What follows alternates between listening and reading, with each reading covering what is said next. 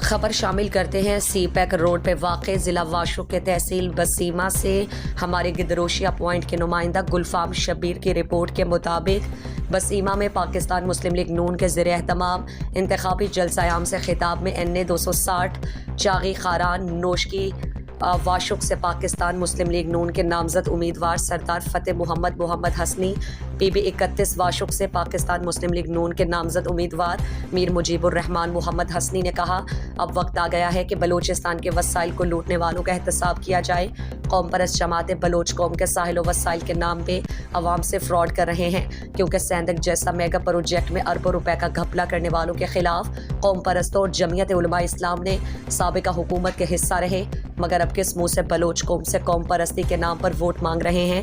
ان کے بقایا جات نے واشوق کو کئی دہائی پیچھے دھکیل دیا۔ عوامی فنڈز ہڑپ کر کے محض چند سولر کٹ اور چند ایک بور تک محدود رکھ کر عوام کی آنکھوں میں دھول جھونک دیے۔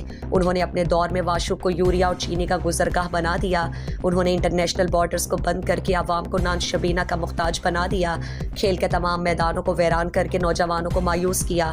انہوں نے اپنے دور میں خواتین تک سے بدلہ لیا، حالانکہ ہمارے بلوچی اور اسلامی روایات میں بھی خواتین سے بدلہ لینے کو ایک جرم سمجھا جاتا ہے۔ تمام اداروں کے سینئر افسران کو ٹرانسفر کر کے ان کی جگہ جونیئر افسران کو لایا گیا۔